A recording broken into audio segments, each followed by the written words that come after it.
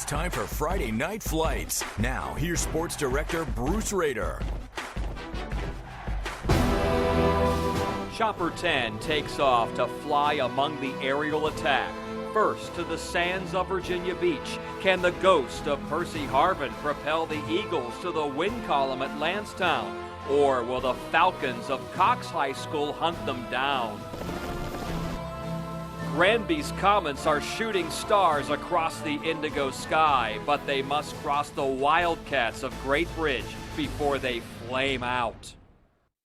Hi, everybody. I'm Bruce Rader, and welcome to Week 2 of Friday Night Flights, the longest-running high school football show in the state. And with me, well, you just heard him, Wavy and Fox News anchor Tom Shad. Those are so much fun to write.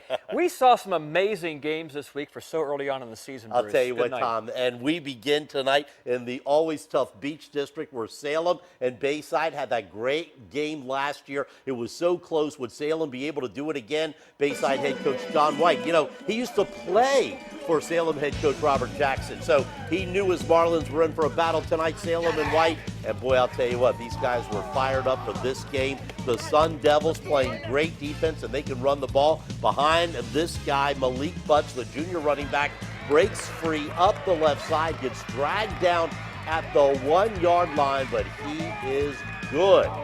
Butts would score on the very next play. Salem up 7-0 late in the second quarter, but this is Jarrell Lightbody.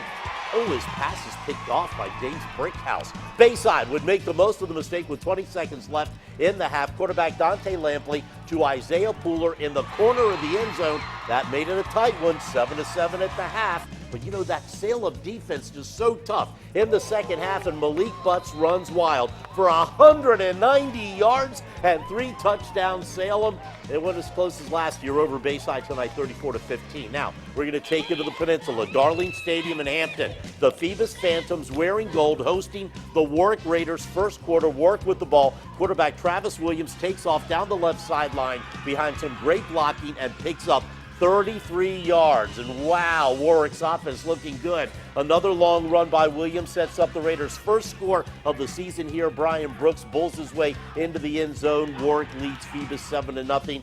The Warwick defense held tough, though. But Phoebus would not be denied. Jamari Becknell right into your living room.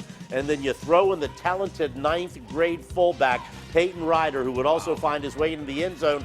Phoebus improves to 2-1 with a 35-17 win over Warwick tonight. How about the big rivalry game on the Peninsula? Poquoson hosting Tabb, one of the wildest second halves of the season. Poquoson's defense with a strong start. Check out the interception by Ethan Bryce, a tip ball. Bryce lays out for the pick, but Tabb would dominate the first half. Alec Curick, he's going to dump a pass over the middle to John Atwood, and check out his effort to reach the goal line. But on the very next play, Curick with the keeper, and a pair of field goals by Grant Kelcher would give them the lead, but the second half would belong to Poquoson. The combination of quarterback Cole Jackson and Matthew Blazer, 2 touchdown passes. Poquoson rallies for the 14-13 win.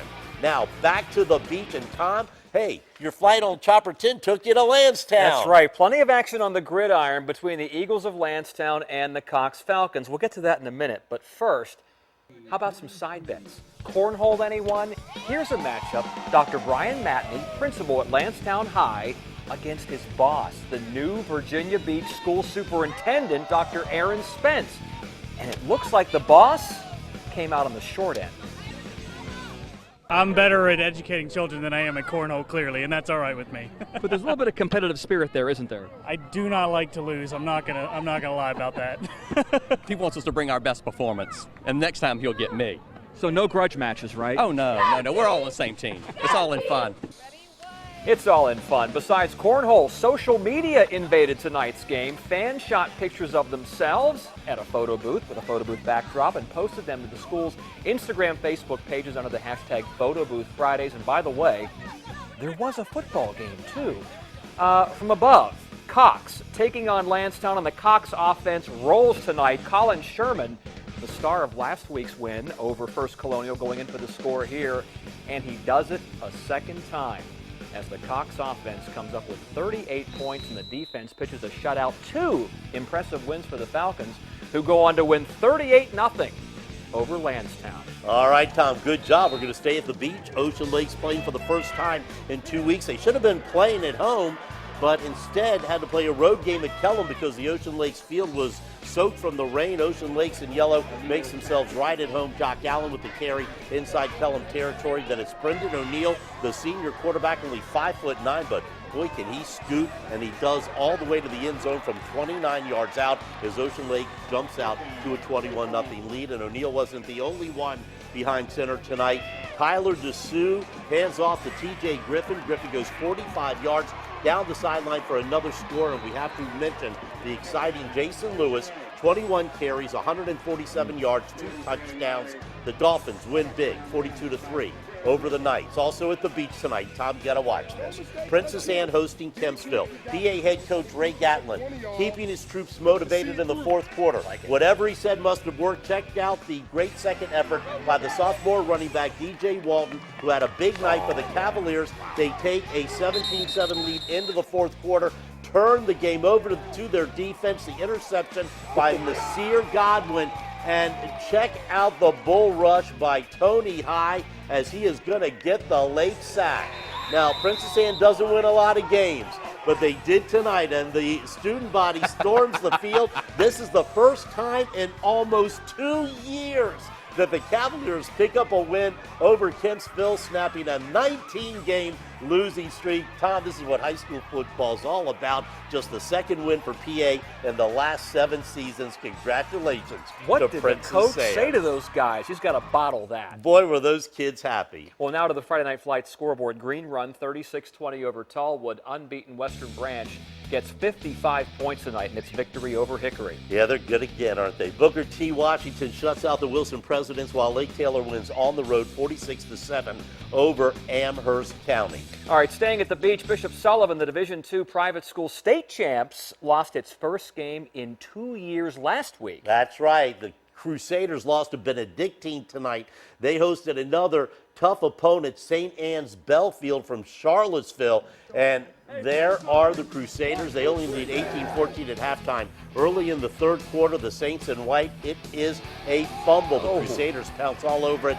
They take over well inside St. Anne territory. And then from there, Kevin Hicks, the senior running back, takes it all the way to the house from 24 yards out as Bishop Sullivan takes a 25-14 lead. Back come the Saints, led by their senior quarterback, Lee Parkhill, who throws the touchdown to the junior, Kareem Johnson. It's back to a 4-point game, so what do the Crusaders do? They go to their man on the ground, and here is Hicks. He is going to bust it wide open behind some great blocking. He's gone. Crusaders take a 32-21 lead, never lost control. Bishop Sullivan goes on to win 45-28. And still to come on Friday Night Flights. Last week, Nansemond River scored what some considered an upset win over Grassfield. Would they be able to make it 2 in a row? And Chopper 10 makes a landing in Chesapeake for the Great Bridge Wildcats game against the Granby Comets. We're the Woodside cheerleaders. Don't go away. Bruce and Tom will be right back with more Friday Night Flights.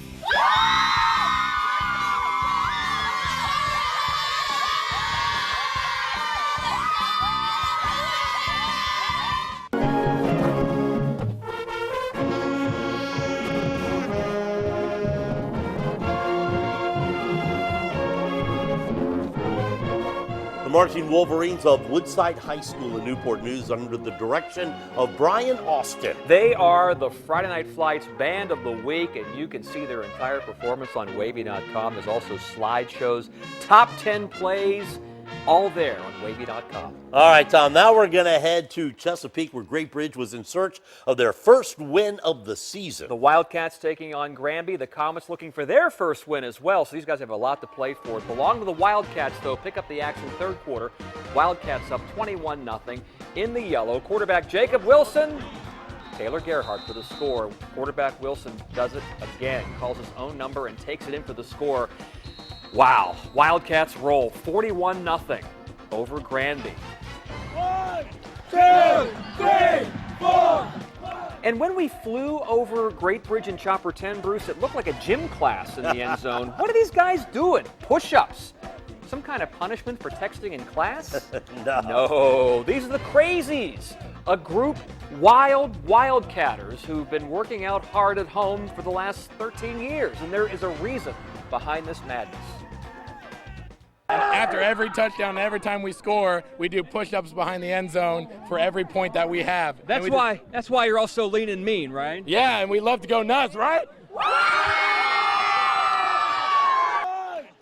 How many points they have tonight? 41? That's a lot of push-ups. They got quite a workout when you consider that final score. Remember, that's a push-up for every point. So by the end of the night, these guys must have thought they were in serious training. I'm telling you, they look good. Like Marines. Great man. school spirit. Nansemond River under first-year head coach David Coakley taking on the Churchland Truckers. This was all Nansemond River from the start.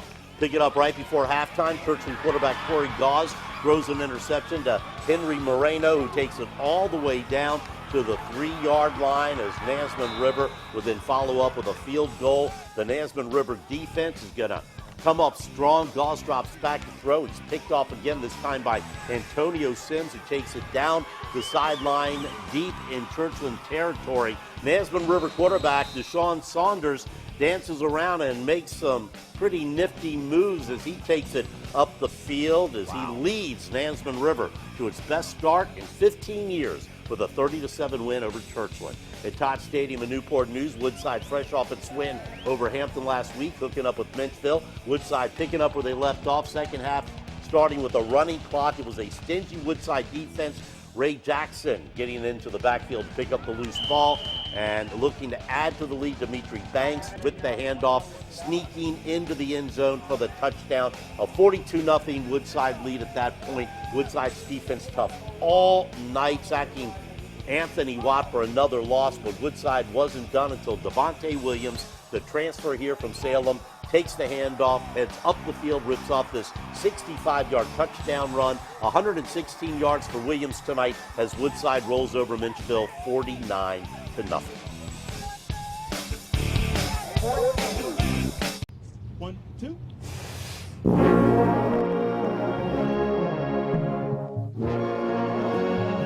The Woodside High School Marching Band, the Friday Night Flights Band of the Week. Their entire performance from tonight is on wavy.com, so go and check it out.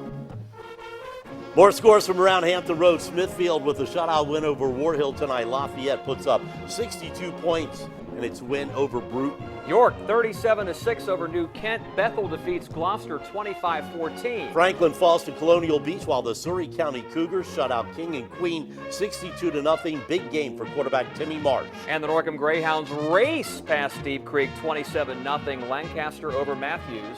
Also, Greenbrier Christian defeated Broadwater 30-14. Atlantic Shore shut out Portsmouth Christian. And you know what, Tom? That wraps it up for Friday Night Flights, but we're always online. That's right, and here is something new. The Wavy Sports Wrap Facebook page, links to stories, exclusive videos. Send in your story ideas and suggestions, and most of all, like us. Hit that like button now. And also, I got TomShadWavy.com or TomShadWavy at Facebook with all the pictures of tonight. 2 games I was at, Landstown and Great Bridge. Lots of good photos there. Wavy.com for the Band of the Week. Top 10 plays, past editions of Friday Night Flights, all on Wavy.com. And Tom always takes great pictures. Old Dominion hosts Eastern Michigan tomorrow night at 6. Norfolk State and William and Mary at 7. A big day of college football. The Redskins home opener against Jacksonville on Sunday. Nathan Epstein will be here with the Weekend Sports Wrap. Tom Shad, thanks for being with us. Thanks for having me. Have a great weekend, everybody. Good night.